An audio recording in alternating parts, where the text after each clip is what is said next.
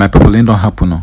Donald Trump don't give express order for them to investigate wetin they go on for Nigeria and why the killings they go on, still they go on. After message we say he don't send Tinubu. And again, he even asks why all the promises we Tinubu make, he know the fulfill. As it stands right now, Tinubu dey on a hot seat. Tinubu can be impeached. In fact, Tinubu go come down at any given time. The way I'm seeing wetin they go on right now, division is on the corner. So it's time for everybody to be divided, because with wetin Donald Trump, in fact, I go want make you pay attention what the video from the start to the end. You listen to all the whole discussion, because when did they investigate, when did they ask questions to the special advisor to Tinubu. In fact, written in the talk, in fact, the way they take they side Tinubu as if say nothing they happen for this country, you go see say fear they catch them. I go want make you just pay attention, listen to waiting in talk on this video. This video is very, very important, and this video is very, very long. For better understanding, pay attention to the end and hear wetin go happen. Because one thing about US, they go just dey smile with you, but you know say they don't take all the necessary data where we say they go use to make sure say they do wetin they need to do. So pay attention and listen and watch this video from the start to the end. A lot of things. In fact, Tinubu they deny so many things where we say where they happen for our country, where everybody they see with their eye. They just they deny. Even the special advisor, they do as he say he no even concern. They talk say now because of all people will be say that they try be Biafra, all those things. Now the reason why all these things they go on. I want me just pay attention. While listening, when I hear within this man just they talk with a mouth, I just they even they say now this kind of country would they. Well, I not go talk much. I want make you pay attention. Share this video to everyone so that everybody go there at a lot of what they go on and how did they tell USA nothing they go on for our country. Share this video so that everybody go see this live and drop a opinion at the comment section. Don't forget to click the subscribe button for more updates. Time for division don't come, because US don't put body. If you see how the way they take investigate this guy, go see US don't really put body for Nigeria matter. Share this video and drop a opinion at the comment section. Just let Donald Trump and the United States bomb your country on Christmas Day. The United States government did not bomb our country. The decision by the US government was anchored on the intelligence sharing between Nigeria and the United States and the agreement on the operation. So Donald Trump just didn't bomb Nigeria at his own whim? No. The US Secretary of State, Marco Rubio, called our own foreign affairs minister when the decision was made that that was the time to strike. And the foreign affairs minister got in touch with the president. So this was a joint operation, you're saying? Yes, it was a joint operation. On the Nigerian... What I don't understand is, how can it be a joint operation? Yeah. When Donald Trump says that there is a genocide going on against Christians carried out by Muslims with your government turning a blind eye. You've called that narrative a hoax. Mm-hmm. You said it creates discord in Nigeria. Right. So when Donald Trump says he's bombing Nigeria to protect Christians from a genocide, is he lying? We both disagree as to whether the so-called genocide in Nigeria was against Christians.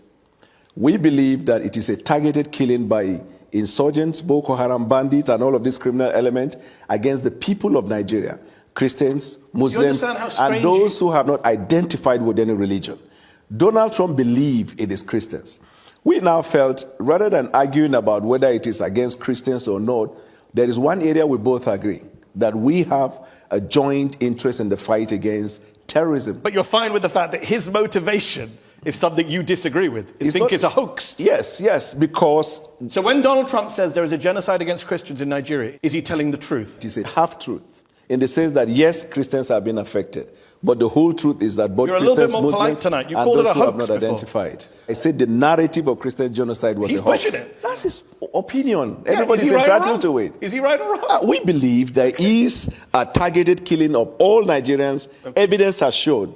And that is where we are focused on fighting terrorism. So let's talk about the terrorism. Right. Trump claimed he targeted, quote, ISIS terrorist scum. Right. And every camp got decimated. Mm-hmm. But a lot of investigative reporting on the ground shows that few, if any, combatants were killed. Some bombs landed in empty fields. A local leader in one of the districts said, the same militants we knew are still there, loitering around our communities. No, there were killings of terrorists. That's not what local leaders are saying. So I can call local television that testified. Arise News did, Channels Television did. Okay. So there was the killing of Well, you're not on the terrorists in that ground with place. respect. No, I didn't. Al-Haji Bunu, who's a traditional ruler in the district, says, we saw no dead bodies, even where the bombs fell. Those are his words. No, because the bomb didn't fall in the town.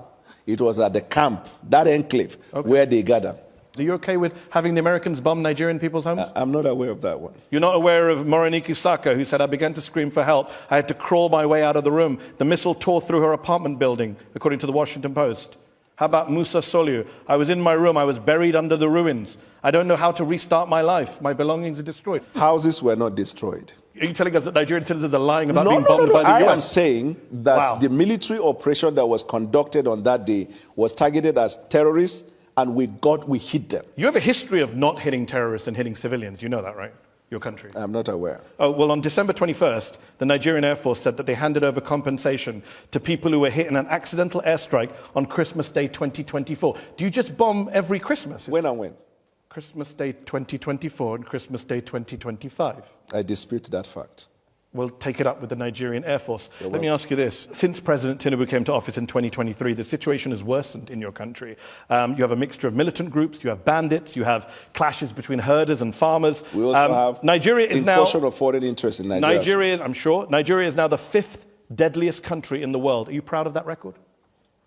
I acknowledge the fact that we have insecurity in Nigeria, and until the hoax narrative of the Christian genocide, then we began to see back-to-back attack in Nigeria. We had, for the first 2 years of the president's administration, a substantial peace in Nigeria. Actually, the number of deaths went up on the president's watch. After this incident of a Christian genocide. And by the way, when did that begin? There is no country of the world today that is free from insecurity. No, there I are agree. parts of London that's why you can't go in the evening. Okay, but we're not bombing London to root out militant training camps. But you have had so many of the bombing on behalf of the United Kingdom by the United States. Since you're making rather spurious comparisons. No, the context is 11,000 people were killed in conflict in Nigeria in 2025. That is up from 8,700 in 2023. That is a 26% increase in the number of Nigerians killed since your party and your president came to office. That's a pretty awful record. It's awful. And we're fighting hard day and night. That's one of the reasons why the president traveled to Turkey, where we had bilateral agreement to deal with insecurity. That's why we're cooperating with the United States of America. That's why we're cooperating with any country of the world. The reason is because since 9/11, terrorism is a global phenomenon. Agreed. And so every country is involved in it. But it's getting worse in Nigeria. That's the problem. I can't say it is getting worse. You just agreed with me when I gave you the numbers. No, I said 8,700 killed in 2023, right. 11,000 killed in 2025. That's getting worse. How many people were killed in the United States last year? In conflict-related violence, probably. So this is not a conflict. This is an act of terrorism. Okay. So how many people were killed in the United States in terrorism? Excuse me, sir. It wasn't 11,000. This is part of what Donald Trump many years ago in his first term classified the Western media as fake news. The reason is because context matters. This is not Western media. You are well aware. This is not Western media. Yes, I understand. But this is the Armed Conflict Location and Event Data, ACLED, the most respected group that counts conflict-related violence around the world. Let me ask you, where there is a terrorist attack, also give you another source. An armed conflict? I mean, National Human Rights Commission. This is a Nigerian group. 2,266 people were killed by bandits or insurgents in the first half of 2025. That's more than were killed in all of 2024. You are failing. Amnesty International says you are failing at security. The numbers don't lie. It's unfortunate, and as a government, and it's getting worse. We're working day and night and it's to getting deal with worse. That situation. I don't agree to the fact that it's getting worse. How can it not get worse if more people die in 1 year than the previous year? Context matters. What's the context? The context is not getting worse.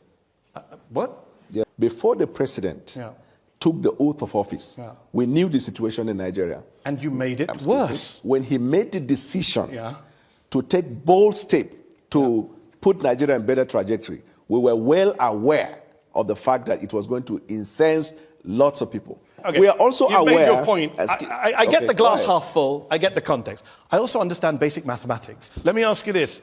President Tinubu only declared a national emergency in November of 2025, brought in a raft of policy changes after Trump declared your country to be a country of particular concern for failing to deal with the threat of Christians. Does your government only spring into action when it is internationally shamed into doing so? Unfortunately for you, 6 months before that, we arrested the leaders of La Kurawa and Boko Haram. Some months before that, we killed a certain number of terrorists that the U.S. government, State Department, commended Nigeria. The U.S. You only brought in a national emergency. U.S. Embassy celebrated the fact of the exploit of Nigeria before Donald Trump said that. But again, he shamed you and you declared a national emergency. You didn't do it before he shamed you. We declared the national emergency 6 months before Donald Trump's statement. No, that's not true. The president it was in November of of 2025. No. Much earlier, around, I think, April or May, the president declared national emergency on insecurity. But the actual national emergency was in November. How can it be let's actual? talk about, people can look this up. Let's talk about kidnappings. The world remembers Chibok in 2014, when 276 schoolgirls were taken by the militant group Boko Haram. Very little has changed, unfortunately, in Nigeria. Just last November, 250 students and staff were kidnapped from St. Mary's Catholic School in Niger State. 2 years into Tinubu's presidency, Nigerian research firm SBM Intelligence said, and I quote, "Nigeria's kidnap for ransom crisis has consolidated into a structured, profit-seeking industry." That's embarrassing for your country that you have a kidnapping industry. With respect to the kidnapping of children, the government has taken measures already. We've introduced what we call Save the School, where students and schools that are in remote places where there is no security are brought back into state capital where they get the education that they need. But Nigerian people don't believe you. 2 out of 3 Nigerians say that Where did security... you get that information? Africa Barometer. May of 2024, 2 out of 3 Nigerians say security agencies are handling the abduction of Nigerians fairly badly or very badly. 1 in 3 Nigerians say they personally know someone who's been kidnapped. Yeah, you have These are stunning statistics. Amnesty, Human Rights Watch have lined up to say that you have allowed impunity to flourish, you have failed to apply lessons from previous attacks, damning indictments of your security service. I put it to you, that's not what they said. That's not what Amnesty said? Yes. Amnesty... I've literally got the quote right here. Quote it. The authorities' failure has allowed impunity to flourish and the killings to spread to many parts of the country. Source. Amnesty International, February 8th, 2026. Well, I'm not aware of that one. You're not aware of that one? I am aware. I'm aware. At the weekend, you put out a video to music of you and a team researching and prepping for this show. And yet every time I've asked you something, you say, I'm not aware of that. What were you researching in that video? You're really funny.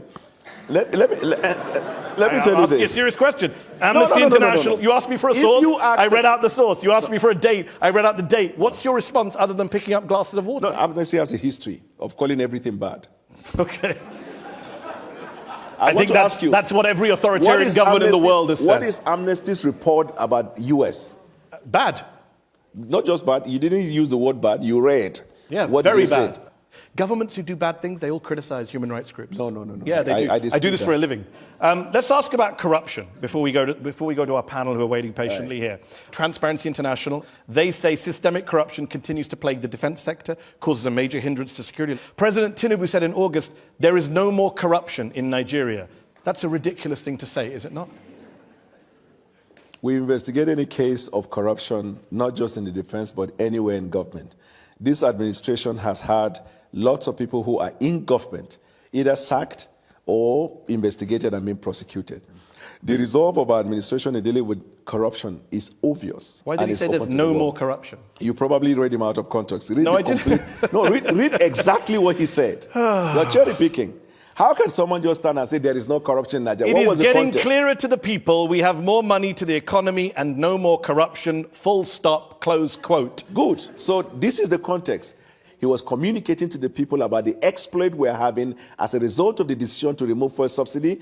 We dealt with the question of corruption in the oil industry. And that's not what he said, but okay, he didn't say anything about the oil industry. That's why I say context matters. Well, you can't just make up the context. He didn't say anything about the oil industry. He said we have more money to the economy and no more corruption. In fact, he was criticized in Nigeria for this. Last question on this.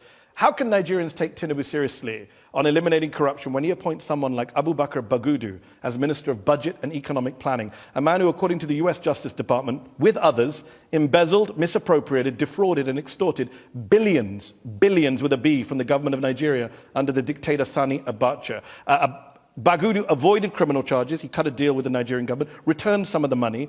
But the president literally put Nigeria's budget in the hands of a man who's accused of looting billions of dollars. You started your introduction by saying it's a sovereign country. The decision of the court in the United States does not bind the Supreme Court of Nigeria. But he gave $163 million. And that man is now in charge of the Nigerian budget. You're okay with that? Do you think it's funny? I mean, no, two-thirds of Nigerians... You think it's funny. No, I don't. I think people who are giving $163 million back shouldn't be in charge of the country's budget. Thank you for your observation. Okay, but do you think they should be in charge of the budget? There's no evidence that that minister has misappropriated funds in the government of Nigeria. Why did he give back $163 million? To Nigeria or to the U.S. To government? Nigeria. Why did the U.S. government give him $100 million? It's a settlement. That's what you do in settlements. Okay. Why was he settling? Yeah, so okay. if they So you're comfortable with a guy us. who's accused by the U.S. Justice Department of embezzling with the Sani Abacha regime billions of dollars being in charge of the budget Are today? you okay with a president of one of the countries in the world who was convicted by the courts in that land and the person is still governing the country? Who are you referring No, to? I'm just asking. But which country? Okay, are you also okay? Are you also okay? Because if it's Donald Trump, I'm a well-known Trump supporter. Are you also okay with the prime minister of a country who was accused of making a wrong judgment in an appointment that led to a lot of problem, but he has not resigned, he's still governing? Are you okay with that? Well, by the time this show airs, he may have resigned. So your argument Now that that Keir it has come to Starmer light- and Donald Trump, basically everyone else is corrupt. Okay. Let's go to our panel on that. I'm joined by Aisha Osori, a lawyer and writer with the Open Society Foundations. Aisha, how would you rank this government's record when it comes to security? On a scale of 1 to 10, I would say 1. And I think one thing that I haven't heard in the conversation so far is that since President Tinubu came into office, we have no diplomatic presence in any of the major capitals. And the reason why this is tied to insecurity, for example, let's use our borders with Chad, Niger, Cameroon. When you have no diplomatic presence in those areas, then you're not able to engage on the insecurity. We talked about kidnapping a few minutes ago. There must be a link between the atrocious amounts of money that are being raised by kidnappers. Over $1 billion in 2024, according to the ransoms. From ransoms. That must be what's fueling the insecurity. So there's a link between the kidnapping industry and the rising insecurity. So killing a bunch of terrorists while constantly there's a wave of terrorists coming in through the borders from Chad, from Niger. Again, another thing that's been alleged is that President Tinubu's bad handling of the coup in Niger, where he said we were going to attack them, was one of the triggers for these countries, Niger and Burkina Faso, leaving ECOWAS. I'm just saying all that is connected. Yes. So let me bring in Tunde Doherty, who's the UK chairman of the All Progressives Congress Party, the party of the president. What is your response to Aisha when she says 1 out of 10 security rating for your country? Definitely, what Aisha is saying, does not really have bearing. We have the diplomat that does fulfill the policies of government. And in terms of the security situation we're talking about in Nigeria, it's not today's thing. And we must look at the solutions that this government has put into force. You find out that the security architecture in Nigeria has been changed. We talk about the collaboration between the government and the United States in terms of dealing with insurgencies right there and then. Because, Nigerians don't manufacture most of this high-tech required equipment to deal with such situations. The president, the government, is really doing quite fantastic work in making sure that they fight these insurgents, collaborating with all factors or all countries that is ready to work with them. Let's bring in Anu Adeoye, a journalist for the Financial Times who recently covered Nigeria and West Africa. Anu, we can't talk about insecurity without also talking about the economy and the underlying social economic issues. Is the average Nigerian both safer and better off under President Tinubu? The obvious answer is no, right? And before I get to that, I want to talk to what Daniel said. I always find it very interesting with Nigerian government officials who cherry pick statistics about the US and the UK, but they never say how many hours of uninterrupted electricity has the United States had compared to how many Nigeria has had. They never try and find, the good statistics that Nigerians don't benefit from. If you look at the poverty numbers, this is according to the Nigerian Bureau of Statistics. More than 120 million Nigerians are living in multi-dimensional poverty. So that's not just people who lack $2 a day. That's people who can't afford food, who can't afford shelter. And even if you look at the numbers of the people who have died, right? These are wartime numbers for a country that is officially not at war. And so I think it's really, really difficult to make an argument and say, things are trending in the right direction. Casualty numbers, wrong direction. Poverty numbers, wrong direction. Right. We were very clear with the Nigerian people when the decision was made. It will bring discomfort temporarily, but the long term is what we are promising. We decided to also involve intervention mechanism in dealing with some of the hardship that the people undergo. Now, when that decision was made in May 2023, it was hellish. But as I speak to you today, the numbers, the indices And the stats are favorable to the economic reform that we have introduced. Our foreign reserve has increased substantially. Our net import dependency went down. Our export production capacity has gone up. Our naira is strengthened. We have provided opportunities for families who could not afford to send their kids to school to access grant and go and have their education, cost of fee, tuition fee, as well as the cost of living. You mentioned school. 20,000 schools in Nigeria have been shut in the last few months because of these kidnapping attacks. Correct. 18 million Nigerian school children are not going to school, according to the UN. That is the highest number anywhere in the world. Because are you proud of that? No, I'm not proud of that because of insecurity. But the measures we're taking now, we're restoring them back to their schools. And some of them whose schools are located in places where there are no governed spaces, we're bringing them back into towns. So when you give out your stats or your opinion about an issue, also incorporate this fact so that the viewer will look at, yes, there is an obvious fact that because of the policy decision that it brought kind of untold hardship, but also we are making progress in this regard. So I agree with you. That's a fair point. We should look at things in the round, and you pointed out things you've done well. But then you need to do the same thing. Do you accept then that the poverty numbers are going in the wrong direction? Yeah, sure. It's like that's the crucial one for a lot of Nigerians. No, but numbers don't lie. 141 million people in 2026 are going to be living in poverty in Nigeria. Then I explain, 62% of the population. Then I explain to you why. Context matters. I agree context matters. It's a failure. What you did produced 62% in poverty. So the IMF, the World Bank, and the Brentwood, they have applauded the reform decision we took. Now, tell me one country of the world that will introduce that kind of reform and there won't be consequential effect in terms of hardship. Even in the United Kingdom, as we speak, there is a cost of living crisis. Are you aware? No, I'm not aware of that. Okay. Let me bring Anu back in from the FT. Is that a fair point that Daniel makes, that the IMF, the World Bank are praising what we're doing and actions have consequences? Yeah, look, I think ultimately those reforms had to happen. Right? There was chronic mismanagement at the central bank. The government before the Tinubu government was an APC government. So it's the same party. So, there's only so much blame they can pass around. Yes. This full subsidy, you had to do something. It was riddled with corruption.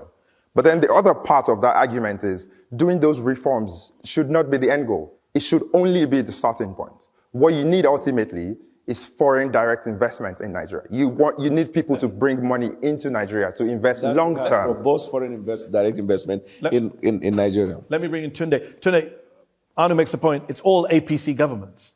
So you can't really blame previous government. This is all your party has presided over the situation in Nigeria. Do you Definitely. That? That's why you have a president that is economically reliable to put the economy in the right trajectory. This is the first time you see people rushing to come and invest in Nigeria because of the key economic reshaping surgery that is taking place in Nigeria. So you can tell that Nigeria of yesterday is not Nigeria of today. We have to go to the break, but last word to Aisha. I think it's telling that we're talking about IMF and World Bank as if their approval is sort of a good thing. When we talk about the fact that we live in a neoliberal world, and we're talking about the same institutions that made forced structural adjustment programs down the throats of so many countries in Africa, Asia, and Latin America, we shouldn't be praising the fact that they think these reforms are good. But I put that aside. What do the average Nigerians think about their lives? All that seems to matter to the Tinubu administration and past ones is the approval of the West. And I think this conversation between you and Daniel bears that out. It's what the US says, it's what the IMF says, it's not what Nigerians say.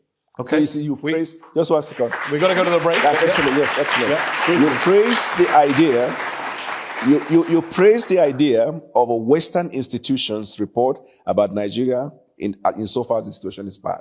When we praise the idea of a Western institution that before now said something against Nigeria, but now is saying Nigeria is trying, then that is not necessary. Well, I think Amnesty International is a human rights group and the IMF is a neoliberal institution. And they're all Western. They're all Western institutions. All right, well, we're all cherry picking apparently. Let's go to the break. In part 2 of Head to Head, we will talk about President Tinubu, his wealth, his leadership style, and what it means for democracy with Daniel Bwala. Don't go away.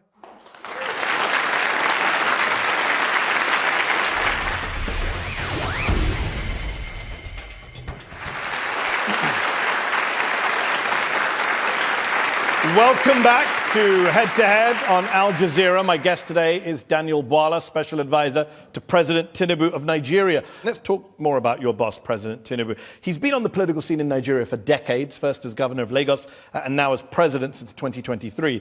He's a very rich man in a very impoverished country, and there's a lot of mystery as to where he got his wealth, estimated to be in the billions of dollars. What do you say to people who highlight allegations against him of, quote, massive corruption and misappropriation of funds? That's their opinion.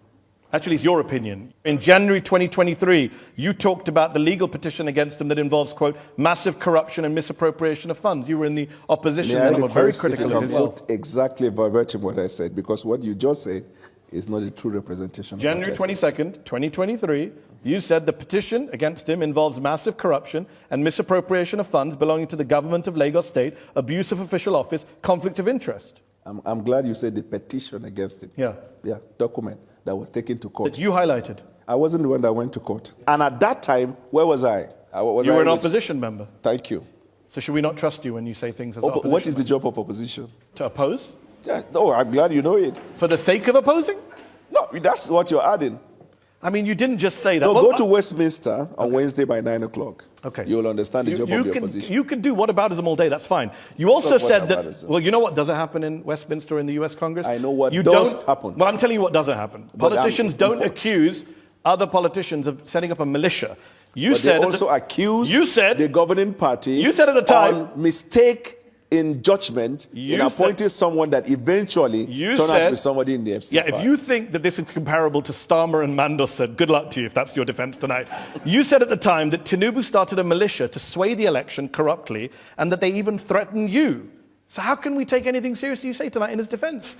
Your opinion, Nigerians. So my opinion is your opinion. Sorry, Daniel, it's your opinion. That was litigated in Nigeria to conclusion, and then as a country we moved on. We are more interested about the deliverables that we have for the Nigerian people, and we look for opportunities. Nigerians are very concerned about corruption, and Tinubu, you said this, Tinubu and his people created a militia. This is the first time in the history of Nigeria we've seen a political party creating a militant arm leading to election. Your words, January 2023. Context is everything. There is no context. I'm coming. You are quoting the things I said when I was in the opposition. And I understand that's uncomfortable for you, but you did say them. If you want to disown them, that's fine. For you to ask anything I've ever said. So does he have a militia that tried to kill you? He doesn't have. I never said he tried to kill me. I myself have received threats from him and his camp. Your words. I never said that. You didn't say that at a press conference on January 22nd, 2023. You're just denying. I never said that. Who said it then? A lookalike? No, I don't know what you meant by that. I know I complained at the time about the conduct of election.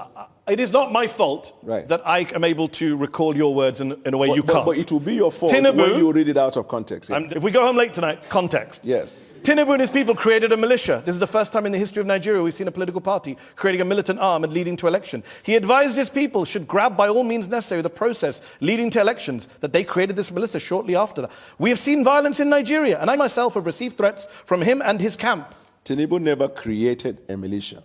Tinubu is one of the foremost politicians in Nigerian history. Tinubu and his people created a militia. Who said those words, Daniel?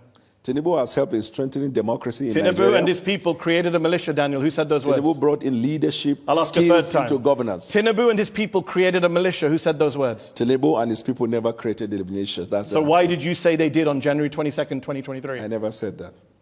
Let's keep going since you're denying words that came out of your mouth. Let's quote some other folks. The Organized Crime and Corruption Reporting Project named President Tinubu a finalist for the 2024 Corrupt Person of the Year award. According to a 2025 poll, 2 out of 3 Nigerians think the president and his team are involved in corruption. That's a statement from drunken people. Next question. 2 out of 3 Nigerians are drunk. No, start with the first one. What would you say the first time? The first one was the OCCR reporting project. They are the drunken people. Okay, what about the Nigerians? Are they sober? Are 2 out of 3 Nigerians sober when they say your president and you were involved in corruption? Nigerians are entitled to hold and express opinion. Yes, it is in our constitution. The fact that you express an opinion does not substantiate that opinion. I agree, but that's their opinion. You accept that 2 out of 3 Nigerians think that your government is corrupt. I will be happy if you can tell me a finding of court that says Tinubu is corrupt.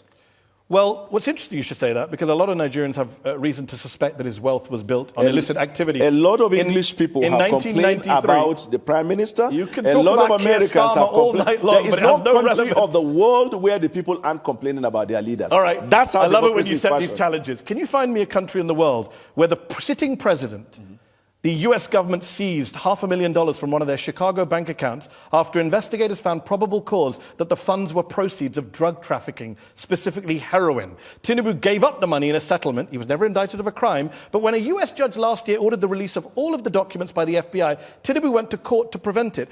What does he have to hide? The minute a matter is taken to court by right, you have the right to send your lawyer. The fact that you send a lawyer to defend your matter or to go against a motion that is filed before the court is not a conclusive proof of acceptance of the fact But he's obviously got something that was to hide. taken to the court. He gave up $500,000, which were probably the proceeds of drug trafficking. I'm glad you used the word probably, but it is not. Go ahead.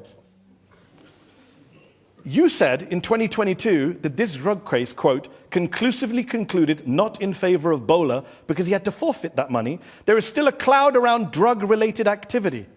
Cloud. Yeah. Not a conclusion. Okay, so the cloud's still there for a lot of Nigerians. No, the cloud is no longer there. How did it disappear? Because the Nigerian people have moved on with the president. Who said they moved on? The facts are there. Less than 10% of Nigerian voters voted for him. So that in he doesn't have some big mandate from the people that means that I can't ask you, why did he give back $500,000 to the US government, which were believed to be the proceeds of drug trafficking, and you believed they were the proceeds of drug trafficking? Why do you conduct a polling with 500 people and give a representation of the population? You're now questioning all polls. Is that your defense? No, I just said the point. You heard me well. Well, you don't trust the Nigerian people. I trust the Nigerian people. This idea of drugs and narcotics is a terrible case all over the world. And if someone has that questionable character and is elected as president, what it means is that it will embolden people who are into those activities. That is why this person has to come out clean. You said those words. If somebody has that, thank God he doesn't have. How do we know he didn't come out clean? You said he has to come out clean in 2022. Okay, let me put it this way. This fact was litigated. No, it wasn't. This fact was litigated in the Nigerian court, and the apex court of the land, the Supreme Court of Nigeria, whose decision is not appealable to any court outside Nigeria, held that this case has not been established against him. Your words were that there's still a cloud around them because it was not conclusively concluded My word in favor and the judgment of the Supreme Court, which one is relevant? In the Constitution of Nigeria, all the decision of the Supreme Court bind all authorities and people throughout the Federation. That's what matters. The fact that he had laundered drug money, most likely in his US bank account, is not an issue for you now. It was an issue for you a few years ago. It's suddenly not an issue when you go to work for the man. How convenient. The court has held the allegation that was put up in the petition against him could not be substantiated. Well, the US hasn't held that. And in fact, the US court tried to release all the files, and the president rushed to stop them from doing that. Innocent people, is that what they do? What stopped them from releasing it? It's innocent What people? stopped them from releasing it? It's ongoing in the courts. I'm glad you said ongoing. But so let's wait until when it's... Do innocent people try and stop files from being released about themselves? Yeah, sure. Okay. I'm sure the Nigerian people privacy. Do you... I'm coming. If a case is taken to court against you, even when you know you are not liable, will you be comfortable that the order of court will permit the release of privacy issue relating to you? Yeah, if people think I have drug money in my bank and I don't, then yes, I would do everything I can to... Unfortunately, people do not. Tinubu is not just super rich. It's what he does with his wealth. In 2019, 2 armored money trucks, bullion vans, were seen going into his house, coming out of his house. Where did that money go? No. Point, did you see the money? Or those who reported, did they see money inside the bullion van? Was there no money in the bullion vans? How am I to know? You said it was money in the vans at the time. I never 2023, February. You how said... How could I have known it's there was money a tragedy that I know your words better than you do. There is only one person in Nigeria who is alleged to have moved money through bullion vans, and that person is the presidential candidate. You said that on February 17th on Channels Television, 2023. Thank you for notifying me. So where did the money go from the bullion vans? There was no money inside. So why did you say there was? I said there was no money inside. But you said, at the time you said he's the only person to have moved money in bullion vans. When did I say that? What was the event in Nigeria? Oh, so you were lying because it was an election campaign? No, I never said I'm lying. I say, how can you prove that just because a bullion van goes into a person's house and comes out that there is money inside? Maybe because people said it was vote buying by Tinubu. Tinubu himself said, I gave money to the people. You know he said that? Yes, I also give money to people When you give money myself. to people, people would say that's vote buying. Politicians, rich politicians give poor people money. No, he doesn't give money to people on election day, but he helps people. But people at the time said it was vote buying. Do you agree with that? Who are the people? You said, no, I never ostensibly, said that. I can't believe you still keep walking into this. You said it was done ostensibly for vote buying. Do you agree with Daniel Boala or not? Please don't lift up a glass of water.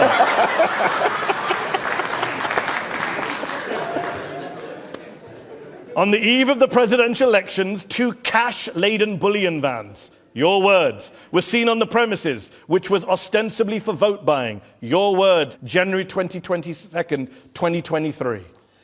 Have you just disowned everything you've said in order to work for this president? I'm coming. What you just said now, I want to put it on record, on my own honor. That's not what I said. So far you've denied 2 things. This one I said, that's not what I said. Before you said it too. Let me tell you what you do. Count. Let me tell you what you do. You will have an idea of a phrase or a word in a sentence. They coin the other part of it to project what you want to push out. I read the entire sentence to you. No, but that's wrong. No. Let's read it again. Wrong. On the eve of the presidential elections in Lagos, 2 cash-laden bullion vans, your words, were seen on his premises located on 26 Borderland Street, which was ostensibly for vote buying. Your words.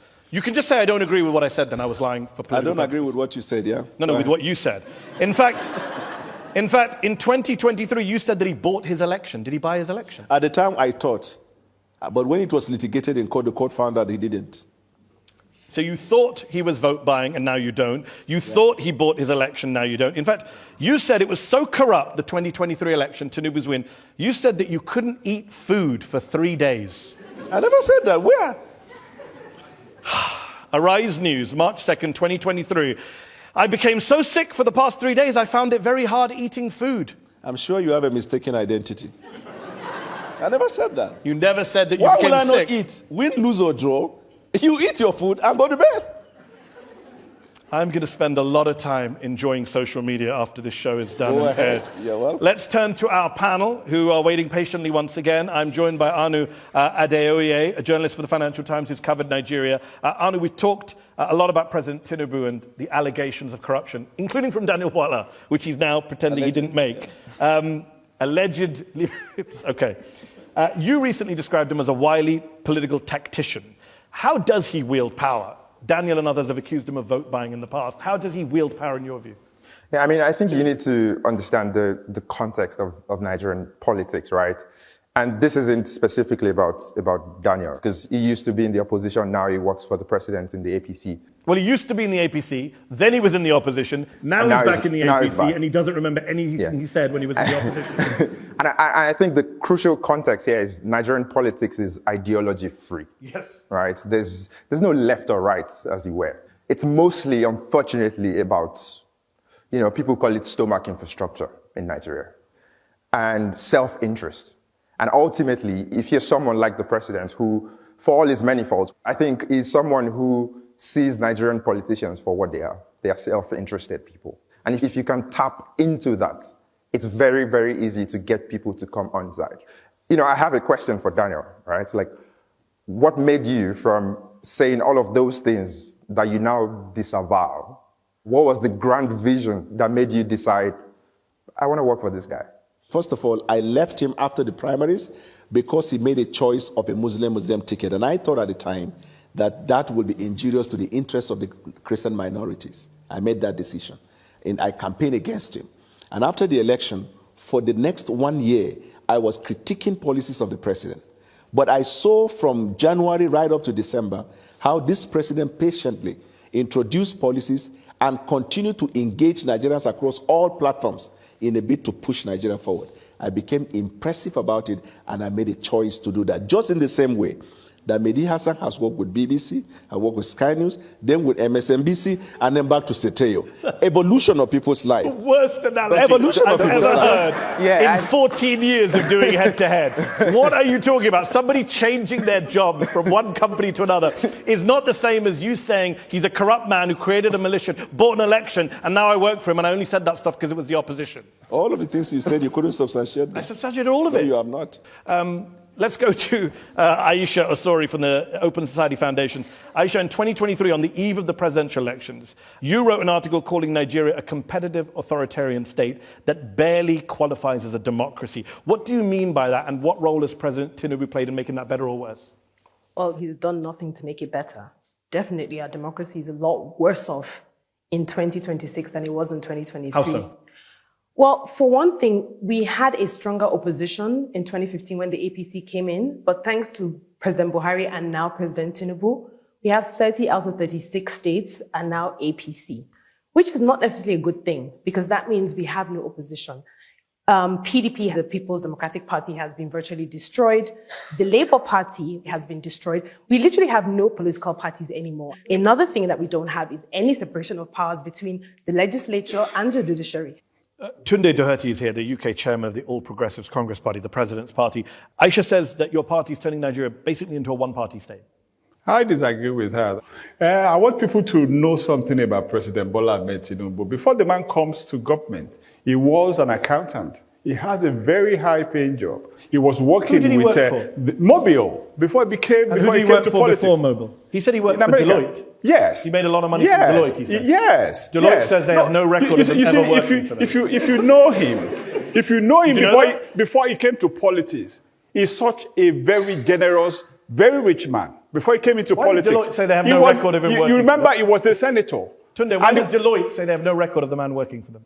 That is not the right thing, because there are oppositions working against to bring the man down. But I can tell you, Deloitte is part of the Nigerian opposition. No, you can't, because all of these things emanate from the opposition point of view to bring the man down. But they have forgotten this man is the symbol of Nigerian democracy that we have today. He fought the military to the standstill during a Adeko period. He made sure that there's no politician in Nigeria today that will say he did not have a Tinubu tonic in his political stability in Nigeria. Before we go to the audience, I've been waiting patiently here. As a fact check, Deloitte denied that they said he never worked for them. Go ahead. Okay. You have said in the past, I don't even know why I'm bothering, that when was this man born? We don't know where he was born. He doesn't tell us anything. You complained about this. Now you work for him. Has he told you his birthday? If you don't know when someone was born, first of all, he must have been born before me. I guess you know that. And secondly, my not knowing when he was born, does that have a consequential effect on his birth? You said it did at the time when you raised it as an issue. Does it have a consequential effect on his birth? And do you now know where he was born? I don't know. Still? Okay. Let's go to our patient audience here in London's Conway Hall. Let's go to the lady here in the front row first. In 2023, President Tinubu promised Nigerians constant electricity within 4 years, saying Nigerians shouldn't vote for him if he failed. Yet the national grid has suffered repeated collapses, including twice in January 2026. What is the government doing right now to stabilize the grid and improve reliability? Yeah, the government has actually strengthened the partnership between the private sector and the public sector. You should know that we took up reforms in the power industry that has allowed the private sector to be fully involved. Some of the state governments have even reached an agreement where they have off-grid and they run their own electricity company in their respective states. So the progress is being made, and I can assure you by the end of this first time, you would have seen very obvious change that you'll be happy about. Should people not vote for him if the electricity situation continues to be bad? That's what he said. They will make the decision when that comes, when that time comes. Okay, let's go back to the audience. Let's go to the gentleman there with the hat. Yep. Why should young and emerging Nigerian politicians believe that merit and not connection or lobbying determines their political relevance in the Nigeria of today? I can tell you that lots of young Nigerians are excited by the prospect of the renaissance in terms of growth, development, and opportunity that the Nigerian government and its policies has provided for them. That's why you see lots of them, they are sending remittances. Some of them are even coming to invest in the tech industry. So Nigerian people understand that in this administration, only merit. The president doesn't need to know who you are. If you have the right idea, that administration will provide the enabling environment for you to thrive. Daniel, an overwhelming majority of young people see their country moving in the wrong direction in Nigeria, 91%. What is the source? The Afrobarometer survey from last summer. I question the authenticity of that report. Do you still think this government is a nepotistic government? No, it is not. You said it was in the past. And I'm now saying it is not. Okay. Let's go back to the audience. Yes, woman in the third row there, yes? I was delighted to hear that you said that you have rid the oil industry of corruption. Given that fact, why is it that you allowed the oil companies, the oil majors who've been working in the Niger Delta for the last 70 years to exit without dealing with the corruption, pollution problem that has riddled the lives of Niger Deltans, who are paying the cost, but without the companies being made to foot the bill? Yeah, so all the foreign oil companies that invested in Nigeria, they did so based on the agreement they have with the government. When this government came on board, we introduced reforms, including in the energy sector. Some of the companies who felt they couldn't bear, because most of the investigation found out, most of them were just rent seekers over the years in successive government. And so we decided that you have to play by the book.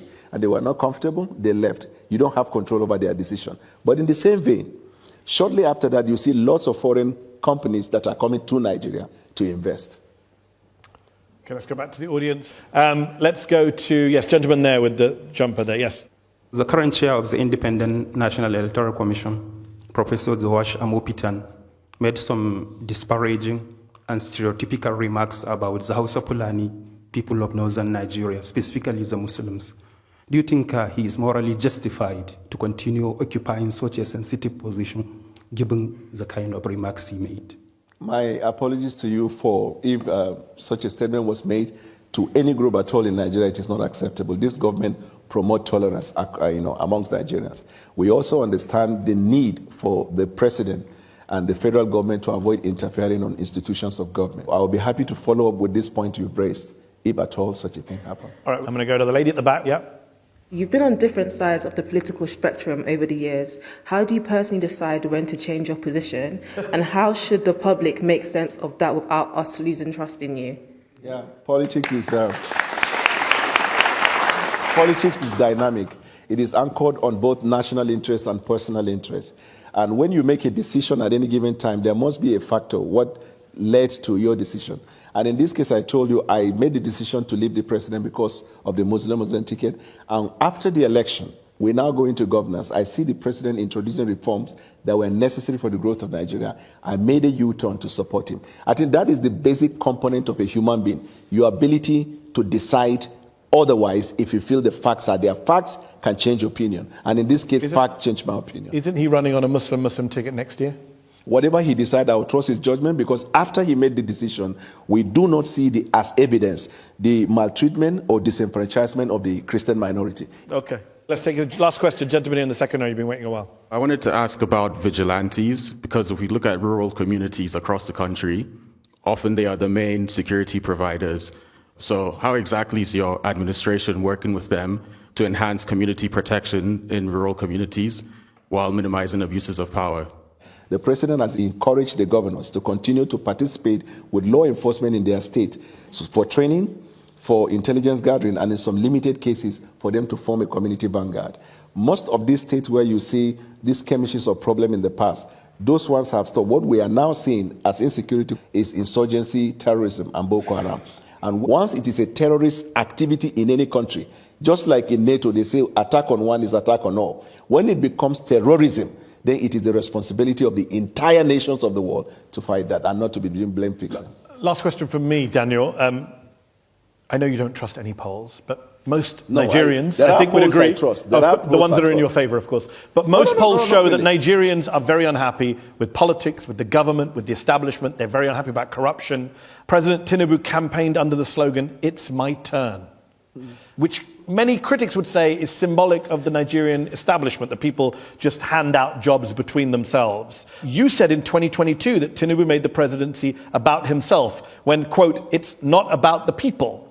Can we end the show in agreement that what's happening in Nigeria right now is not about the people? After he won the election, he made it clear by his conduct, action, and executive act that it is about the interests of the Nigerian people.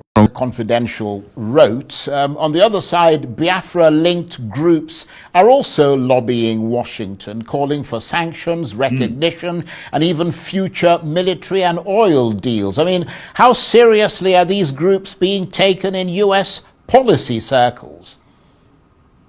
Well, serious enough that you've got people like Ted Cruz, who is the conservative senator who chairs the Senate Foreign Relations Committee.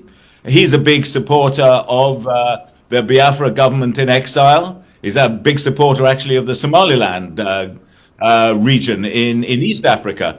And Mike Pompeo, who was the former Secretary of State, and that was under Trump's first term. And Pompeo is a very devout evangelical Christian, and so is Cruz, and they're combining the two things, where they're talking about the rights of the people of Southeast Nigeria, and also this issue again of protecting Christians. So yeah, they've got a lot of sway within the Republican Party, and a lot of this stuff, Charles, is about sentiment as much as anything else. It's often free from, shall we say, established facts and evidence. It's a sense that these are evangelical Christians who put that belief above all else.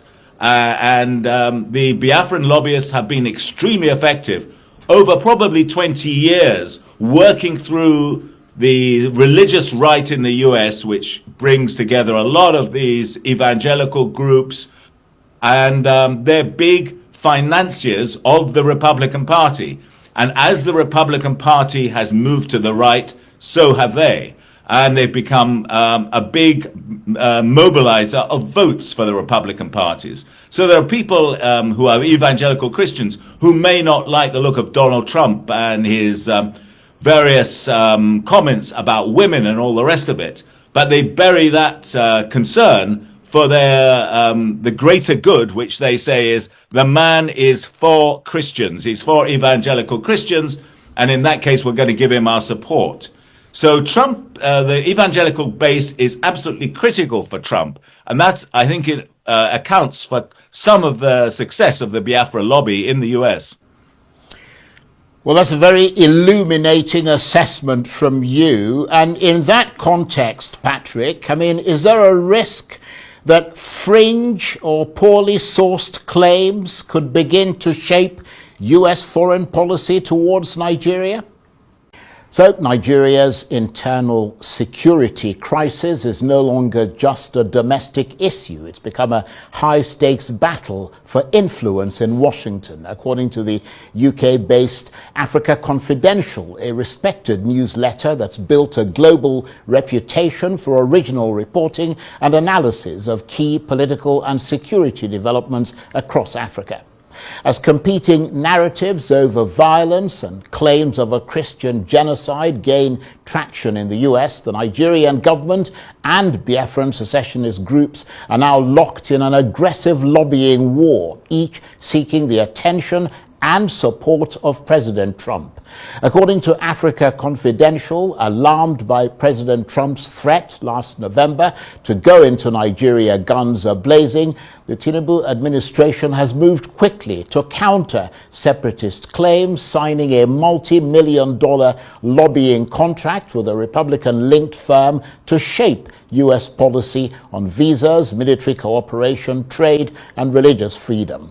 The scale of Abuja's effort far outweighs that of the pro-Biafra groups, who are also lobbying Washington, pushing for sanctions, diplomatic recognition, and even future military and oil agreements.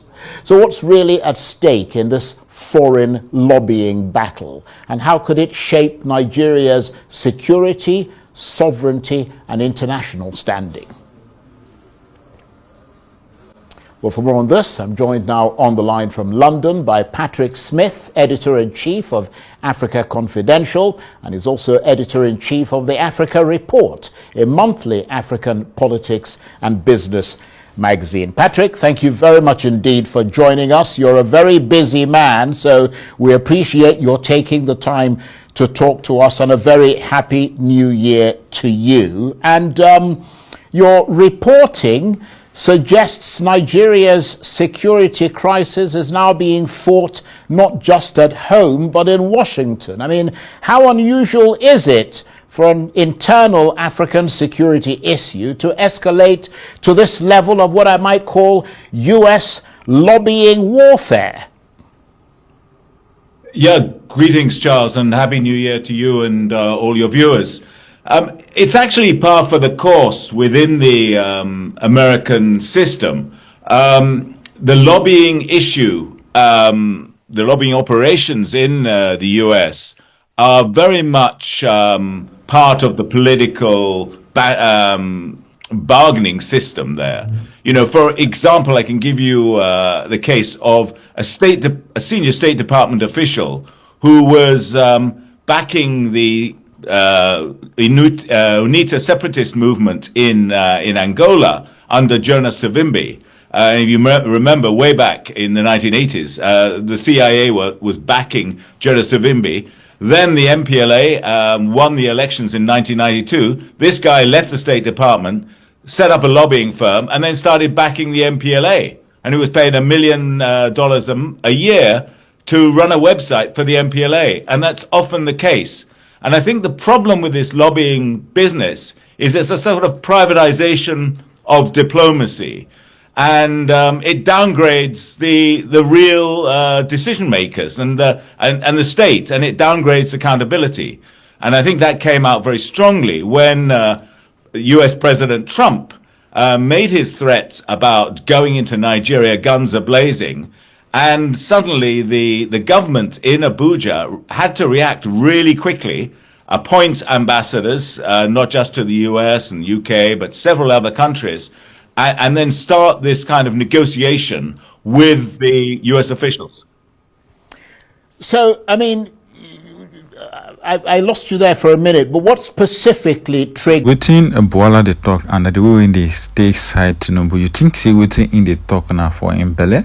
Or I think say waiting the talk na truth, because so many people they talk say yes in the right, so many people they talk say in the finding belly. So I want make wanna just pin down waiting, and I think within Boala the talk whether not true, because everything or nobody will go say and see all those things where they wait for Nigeria we go say they see all those things. They see the man where we say they cry every day about people where they buy every day. So nobody will go there for Nigeria we go say they see all those things. So I want make wanna just drop on a thought whether this thing with this person they talk not true, or how wanna take feel waiting in the top, because to me I don't see the reason why Nigerians go they lie unnecessarily because of in fact it's a shameful thing, or it's a shameful thing. They go just they lie unnecessarily because of they try protect person where they rule. It's unfair. It doesn't make any sense. Nobody will go just there for this country will go just really they happy with waiting they go on. I know really they happy with waiting they go on. That's why everybody want change. So if you know say they able, you can't rule the nation. Me, you just go come down, leave it, give it to people with the competent. Or better still, split the country, make everybody just go in way. Yes. But you go just they do as say, they try look at last campaign with Tinubu campaign. Waiting in talk say if you do not vote for me, just if I do not give you electricity, don't vote for me. Oh, now what you talk? Say if you give electricity, I think even promise say it go be free. But we no see light. We no even in fact we no dey even talk about make we no pay, but make we try see light. We just the promise unnecessary promise. Or is it that you get devilish oracle where we say they put for that Aso Rock where we say once anybody enter there, go do better thing? Because they would know, what time say they see how other countries they advance. Other countries they advance. Now they go back. Common transmission of results na problem. We they talk say we no get NEPA for our village. Is it the response? Well, in fact, to show that they know even the shame when they talk all the whole nonsense when they talk. Last time they talk say they use how much to even buy solar for Aso Rock. Shame no they catch them. We want change. We really want change for this our country. And we pray that one day all these things where they talk up and down, one day change go come. In fact, when the real revolution go come, well, I just love the way US they push border, and they don't even disgrace themselves. And Donald Trump now somebody will be say they take nonsense. Once it don't mean for you just say a lot of activities still they hold on. But once in push forward again, anything we make them push forward again, forget about it. Well, I no go just talk much. I go just allow you, make you drop your own thoughts at the comment section. What you think? Share this video to everyone on every social media platform. It's very, very important. And don't forget to click the subscribe button for more updates. When you share this video, so that other people go interact, drop their own thoughts, what they feel like or what they think at the comment section. Thank you. Have a lovely and wonderful day.